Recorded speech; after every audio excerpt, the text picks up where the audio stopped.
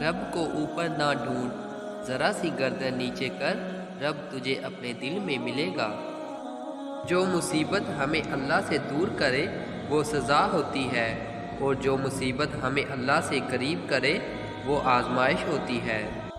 ہم جتنا مردے کو کندھا دینے کو افضل سمجھتے ہیں، اتنا کسی زندہ کو سہارا دینا سمجھ لیں تو ہزاروں انسانوں کے حالات ٹھیک ہو جائیں۔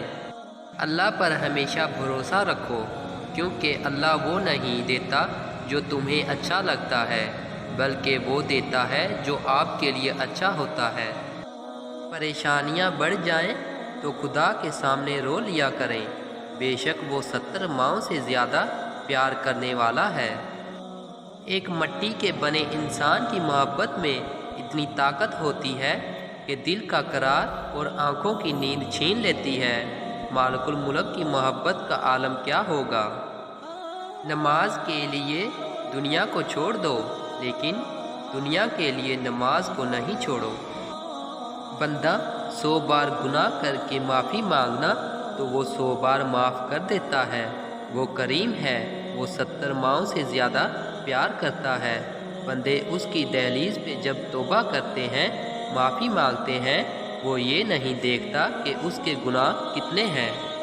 جب یقین اللہ کی ذات پر ہو تب ہر چیز کی پرواہ کرنا چھوڑ دیا کرو، کیونکہ وہ ذات کسی کو مایوس نہیں کرتی۔ اپنی حد میں رہنا سیکھو۔ حد میں رہنا اللہ تعالیٰ کی بہت بڑی نعمت ہے، کیونکہ پانی جب حد سے بڑھ جائے تو طوفان بن جاتا ہے، اور انسان حد سے بڑھ جائے تو شیطان بن جاتا ہے۔ مسلمانوں کے زوال کی وجہ عبادت میں کمی نہیں، بلکہ دین کو عبادت تک محدود رکھنا ہے۔ نیت نہیں صاف تو برکت کہاں سے آئے گی؟ جمعے کی نماز سے جنت تھوڑی مل جائے گی۔ گھروں میں رکھے قرآن پر جمی ہوئی دھول دل پر جمی ہوئی سیاہی کو ظاہر کرتی ہے۔ گنہگار شخص کی عاجزی عبادت گزار شخص کے غرور سے کہیں بہتر ہے۔ مکانوں کے بنانے میں عمر ختم کر رہا ہے، بسیں گے دوسرے اور حساب دے گا تو۔ جسم کو مت سنوارو بلکہ روح کو سنوارو، کیونکہ جسم کو مٹی میں مل جانا ہے اور روح کو خدا کے پاس جانا ہے۔